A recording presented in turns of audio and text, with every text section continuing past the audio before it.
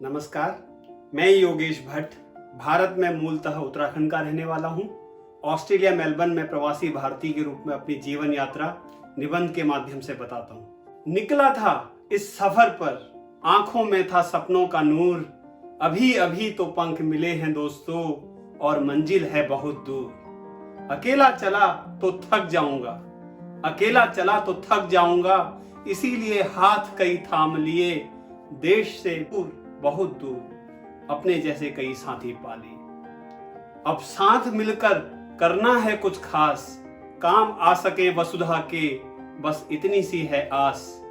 भारत से दूर भले ही हूं, भारत से दूर भले ही हूं, पर भारत दिल के पास। सन 2014 में जहां एक ओर मेरे एक वोट से भारत की सरकार बदली, वहीं दूसरी ओर मेरे सपनों की उड़ान से मेरा पूरा संसार बदल गया और मैं अपना बसा बसाया घर छोड़कर मेलबर्न को रवाना हो गया। तो यहां से शुरू होता है पहला चरण। मुझे कैसा महसूस हुआ? मुझे छोटी से छोटी चीजें खरीदनी पड़ी।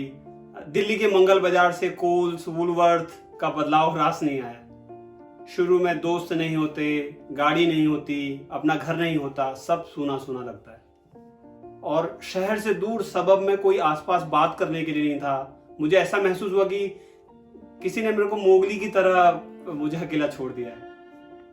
जब मुझे गर्मियों की आदत थी तब मुझे सर्दियां देखनी पड़ी। मेरी सारी आदतें जो हैं वो उल्टा हो गई। त्योहारों के दिन ऑफिस जाना पड़ता था। कोई आसपास में हैप्पी दिवाली, हैप्पी होली कहने वाला कोई था ही नहीं। मेरा कुछ समय अकेलापन और भारत की यादों में बीता। ऑफिस में ऑस्ट्रेलियंस के जोक समझ में नहीं आते थे, बस यप कह के हंस देता था।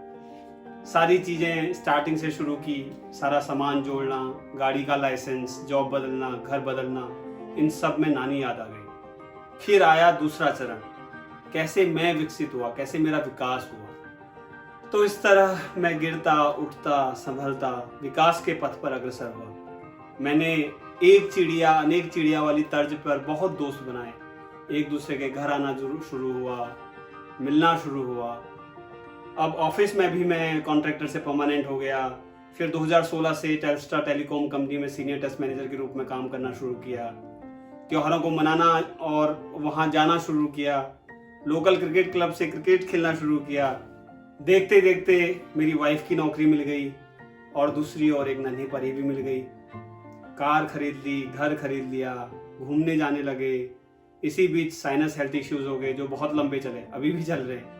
मेलबर्न का मौसम वास्तव में बहुत बेईमान है। तो फिर आया तीसरा और अंतिम चरण, कैसे मैंने समाज को योगदान दिया। 2018 में कुछ दोस्तों ने मिलकर विवेकानंद सोसाइटी ऑफ ऑस्ट्रेलिया की नींव डाली और छोटे छोटे वीडियोस के माध्यम से भारत में जागरूकता लाने की कोशिश की। 2019 के लोकसभा चुनावों में कई वीडियोस बनाए हम लोगों ने, और मेलबर्न और दिल्ली के लोग क्या सोचते हैं उन पर वीडियो बनाए, और अब तक हम 12 से ज़्यादा वीडियोस बना चुके हैं। इसके साथ साथ 2019 में हमने कुछ गणमान्य लोगों के साथ मिलकर घर्ष नामक वैदिक संस्था का पंजीकरण किया, तो जिसका उद्घाटन जो बाबा रामदेव के हाथों हुआ। घर्ष का मिशन था कि अपनी वैदिक संस्कृति और सनातनी संस्कृति को जोड़ना, आगे की पीढ़ियों को इसके बारे में बताना। सर्वजन हिताय सर्वजन सुखाय, हमने सारे कार्यक्रम निःशुल्क किए। Covid food drive, daily morning yoga prayer, शिशु मंदिर, भारतीय वैदिक संस्कृति, योगा, आयुर्वेद के बारे में वेबिनार्स किए। और घर्ष शिशु मंदिर में साप्ताहिक 8 से 10 बच्चे आते हैं, तो छोटे बच्चों को हिंदी, भारतीय इतिहास, हीरोज के बारे में, रामायण, महाभारत, संस्कृत पढ़ाकर वैदिक मूल्यों की छाप छोड़ने का प्रयास अभी तक जारी है। इसके अलावा देश निर्माण और राष्ट्रभक्ति की विचारधारा से ओतप्रोत अन्य संस्थाओं से भी जुड़ने का अवसर मिला और अपनी यात्रा मैंने फिर वहां से आगे बढ़ाई। तो मैं भी एक युवा प्रवासी भारतीय हूँ। युवा की परिभाषा में क्या बताऊं, युवा वह जो युग की धार मोड़ दे। मैं मानता हूं कि दुनिया में प्रवासी भारतीय भारत के सच्चे और स्थायी राजदूत हैं। दुनिया के जिस हिस्से में हम भारतीय जाते हैं वहां भारतीयता नहीं छोड़ते। भारत कभी हमारे दिल से नहीं निकलता। और सुबह उठकर सबसे पहले भारत की खबरें मैं दिन में 10 से 20 बार देखता हूं, जबकि ऑस्ट्रेलिया की न्यूज 10 दिन में एक बार। मोदी सरकार की उपलब्धियों को लोगों को बताया। एक और राम मंदिर की खुशियां मनाई, वहीं 370 हटाने पर भारत सरकार का धन्यवाद भी दिया। आज सोशल मीडिया में ऑस्ट्रेलियन इंडियन ग्रुप्स में जब भी कोई भारतीय भारत के विरुद्ध कोई पोस्ट डालता तो मुझे बहुत ठेस पहुंचती है।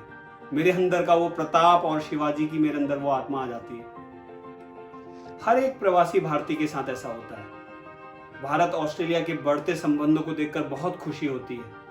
भारत मेरी जन्मभूमि है और ऑस्ट्रेलिया मेरी कर्मभूमि। जब ऑस्ट्रेलिया में भारत से बनी ड्राइवरलेस ट्रेन आई तो मुझे दोनों देशों के ऊपर बहुत गर्व हुआ, और जब दोनों देशों के प्रधानमंत्री की आपस में इतनी अच्छी बॉन्डिंग देखने को मिलती है तो बहुत अच्छा लगता है।